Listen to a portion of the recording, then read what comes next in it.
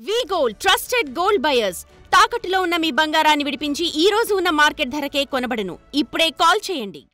కర్నూలులోని కావేరీ ట్రావెల్స్లో పూర్తిగా ప్రయాణిస్తున్నటువంటి ప్రయాణికులంతా మంటల్లో చిక్కుకుపోయి ప్రాణభయంతో విలవిల్లాడిపోయారు. కొంతమంది చనిపోయినటువంటి ఘటన చోటు చేసుకుంది. ఇది నిజంగా చాలా బాధాకరం. అయితే ప్రస్తుతం అదే బస్సులో ప్రయాణిస్తున్నటువంటి జయసూర్య తల్లి రమాదేవి మనతో ఉంది.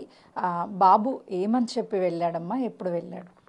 నిన్న 3 గంటలప్పుడు మా బాబుకి ఇంటర్వ్యూ ఉందండి బెంగళూరుకి. 9:30కు బస్సు అయితే ఇంకా నిన్న చిన్న పూజ ఉండి భోజనం లేట్ అయ్యింది. బస్సు మిస్ అవ్వడం వల్ల వెళ్ళి ముసాపేటలో ఎక్కాడండి. బస్సు బెంగళూరుకి వెళ్ళాడండి. బెంగళూరుకి వెళ్ళాడు. అది 3 గంటలప్పుడు ఇలా ఫైర్ అయిపోయిందండి మొత్తం. బాబు అంటే అందులో ప్రయాణిస్తున్నటువంటి దాదాపు 20 మంది మృతి చెందారు ఇప్పటికే.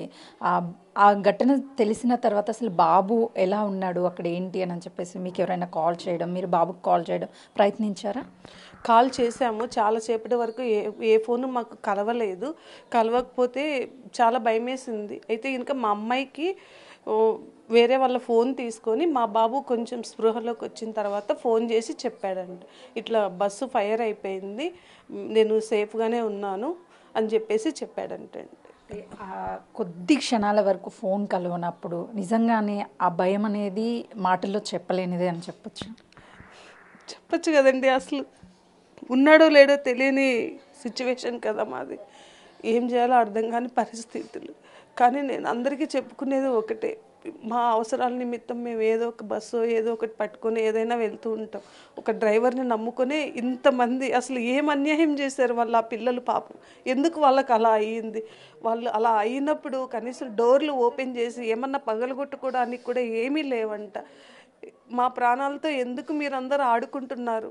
దయచేసి ట్రావెల్స్ వాళ్ళకి నేను చెప్పుకునేది ఒకటే, మంచి వాళ్ళని చూసి పెట్టుకోండి. మా ప్రాణాలతో మా జీవితాలతో మీరు ఆడకండి. ఒకవైపు మీ బాబు సురక్షితంగా ఉన్నాడు అని తెలిసింది మీకు, కానీ చాలామంది అందులో ఉన్నటువంటి కుటుంబాలే ఈరోజు చనిపోయినటువంటి పరిస్థితి ఉంది. ఏం చెప్తారు? వాళ్ళకైతే వాళ్ళ కుటుంబాలకు కూడా మేమేం చెప్పలేని పరిస్థితి అండి. ఆ బాధ అనుభవించే వాళ్ళకే తెలుస్తుంది. చెప్పలేను మేడం, నేనైతే అసలు ఏం చెప్పలేనండి. ఈ కళ్ళల్లో పెట్టుకుని పిల్లలు ఉన్నారు, భార్యాభర్తలు ఉన్నారు, చిన్న పిల్లలు ఉన్నారు. ఎందుకు వీళ్ళు ఇలా చేస్తున్నారో మాకు అర్థం కావట్లేదు అసలు. వాస్తవానికి అక్కడ ఉన్నటువంటి డ్రైవర్స్ కూడా వెంటనే అక్కడ నుంచి వెళ్ళిపోయారు అని చెప్తున్నారు. నిజంగా అంతమంది ప్రాణాలని పోతున్నా పట్టించుకోకుండా పోవడం ఏం చెప్తారు? ఆ భగవంతుడే వాళ్ళకి శిక్ష వేయాలండి. కాకపోతే ఇంతమందిని ఇన్ని విధాలుగా ఇప్పుడు యాక్సిడెంట్ అయిందని చెప్పి వాళ్ళకి తెలుసు, డ్రైవర్స్కి ఇలా ఫైర్ అవుతుందని కూడా వాళ్ళకి తెలుసు. పడుకున్నారు 3 గంటలప్పుడు, అంటే అందరూ పడుకునే టైం, పడుకున్నారని కూడా తెలుసు వాళ్ళకి. ఆ పడుకున్నప్పుడు కనీసం వాళ్ళు ఉంటేనే ఇప్పుడు ఎక్కడ ఏముంటాయి ఏంటి అనేది తెలుస్తుంది. ఒక హ్యామ్మర్ లేదు, ఏమి లేదు, ఏమన్నా పగలగొట్టుకోవడానికి కూడా లేదు. ఇలా యాక్సిడెంట్ చేశారు, దిగేశారు, వెళ్ళిపోయారు, బస్సును వదిలేశారు. ఫ్రంట్ డోర్ ఓపెన్ చేసినా చాలామంది బతుకుండేవాళ్ళు, కానీ ఫ్రంట్ డోర్ కూడా వాళ్ళు ఓపెన్ చేయకుండా వెళ్ళిపోయారు. ఎవరో కొంచెం తెలివిగా ఉన్నవాళ్ళు ఇటు అటు దూకేసి బతికిపోయారండి. మిగతా వాళ్ళ పరిస్థితి ఏంటి? మా బాబుని కూడా, వాడు కూడా ఇద్దరిలోనే ఉన్నాడు. ఒక కారు అతను వెనకాల వచ్చి కొట్టి లేపితే మా బాబు ఇంకొక ఆవిడ కలిసి డోర్లను పగలగొట్టారండి. ఒక 30 సార్లు అట్లా కొడితే కాళ్ళతో అది బద్దలైపోయి పడిపోతే కిందికి దూకాడు. దూకిన వెంటనే మా అబ్బాయికి కూడా కాలు ఫ్రాక్చర్ అయ్యింది. ఎన్నో సీటు రిజర్వేషన్ చేసుకున్నాడు మీ బాబు? పరిస్థితి ఎలా ఉంది ఇప్పుడు? 16 అండి, 16 హాస్పిటల్లోనే ఉన్నాడు. 2 కాళ్ళు అయితే ఫ్రాక్చర్ అయ్యాయండి ఇప్పుడు. వాస్తవానికి మనం విజువల్స్ చూస్తుంటేనే చాలా భయంకరంగా ఉన్నాయి. ఆ బాధ తట్టుకోలేకపోతున్నాం. అక్కడ ఉన్నటువంటి మనుషుల పరిస్థితి ఆ టైంలో ఎలా ఉండుంటుంది? ప్రాణభయంతో బిక్కుబిక్కుమంటూ ఒకవైపు. మా బాబుకి అయితే ఏం తోచలేదంటండి. అసలు ఏం చేయాలో వాడికి అర్థం కాదు. అలా కూర్చుండిపోయాడంటండి చాలాసేపటి వరకు.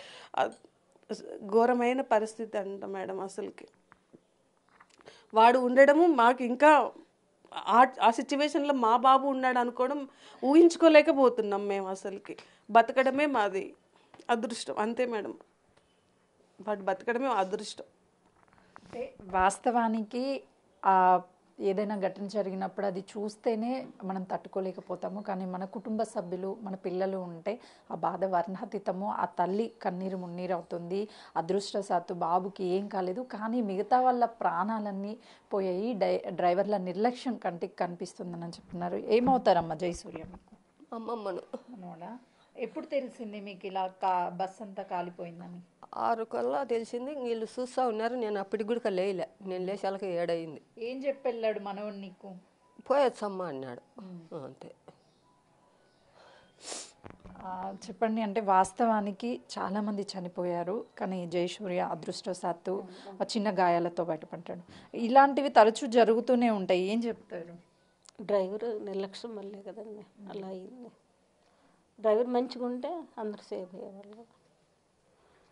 మొత్తానికి కర్నూలులో జరిగినటువంటి ఘటన చాలామంది కుటుంబాల్లో విషాదం నింపింది. కానీ అదృష్టవశాత్తు కొంతమంది మాత్రం బయటపడ్డారు.